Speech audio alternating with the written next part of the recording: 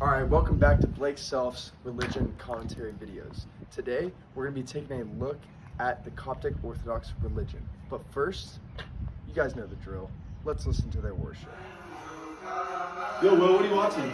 Oh, what up, Harry? I'm watching that new Blake video about the Coptic Orthodox Church. Yeah, come here. Yo, what's up? I'm Blake. I'm going to be asking some people about the Coptic Orthodox religion and the origins. Today here, we're at Kai's induction, and I'm going to be asking Walker what he thinks about the origins of the Coptic Orthodox Church. Shoot, didn't Mark, one of the writers of the Gospels, start the church? I think that's good. All right, everyone, we just took a look at Blake's video. Welcome back to our channel, Will and Harry versus Blake. So starting off with that first question of Walker, he's not too far off. Eusebius does say that John Mark brings the gospel to Egypt in 42 AD. Yeah, and that's true, but the Coptics trace it back to even before this. So if you can remember when Jesus was born, he was being persecuted by King Herod, and so his family traveled south to Egypt. And this is super important for their faith. They trace the exact journey that he took because on the way, Jesus, even as a tiny infant, would perform miracles such as healings or raising the dead. And if you want to know more about specific stories, you can drop that in the comments below. But when he would perform miracles or do certain things at these places, they would create holy sites or churches. And so that became super influential for them, was this route that Jesus took from Judea all the way down to Egypt. So fast forward, before Mark was martyred in 68, he establishes apostolic succession, and he actually ordains Ananias as bishop. So in Alexandria, where this kind of flourishes, some would say that maybe he started the school of Alexandria, and the roots of the Alexandrian school can be traced to St. Mark. But the formal scholars that we know, Clement and Origen, when they begin to read the scriptures with their spiritual meaning, it influences the monastic tradition started by St. Anthony in Egypt. And in fact, this monastic tradition holds true to the Coptic Orthodox Church. And even now, there's 116 patriarchs from John Mark to today in the Coptic Orthodox Church. All right, Ian, as one of the most smart people in the SCM, what are some things that the Coptic Orthodox Church believes? Why are you asking this? Is this for collaborative learning? No. This is for collaborative learning. No, for real. Forget this, bro. I do know they love Chalcedon.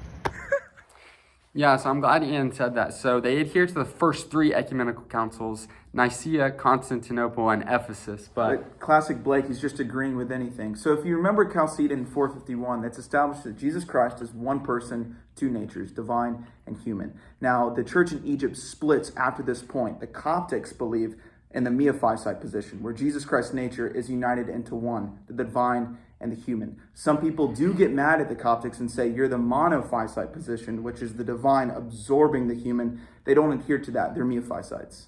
yeah, so some notable things to know about their beliefs. They adhere to 7 sacraments. Their view of Mary is that she's the Theotokos, she's sinlessly perfect, that she was just bodily assumed into heaven, and her perpetual virginity. On their doctrine of angelology, they kind of elaborate on the biblical statements, especially regarding Michael and the fallen angels. And lastly, their doctrine of the last things. They don't believe in purgatory, but they believe that for those who are uncertain of their salvation, they can pray for them and maybe influence their way into heaven. All right, Ralston, you ask a lot of questions to Skip, right? Yes, Always asking questions. definitely. All right, tell me about the development of the Coptic Orthodox Church. Okay, so basically it started in Egypt after they built the pyramids because there was a split of Christianity in Egypt based that's off good. the hieroglyphics. So all the different gods. Well, that was awful. But after about 451, there was a lot of persecution. There was a religious civil war with the Byzantine and the Coptics. And then in about 640, the Arabs conquered the Coptic Orthodox people. And there was religious toleration, although they were still under much control. And about 1,000, the Caliph El-Hakim conquered them, and that stirred up some big persecution. It sure did. So after about 1,000, here's a big idea.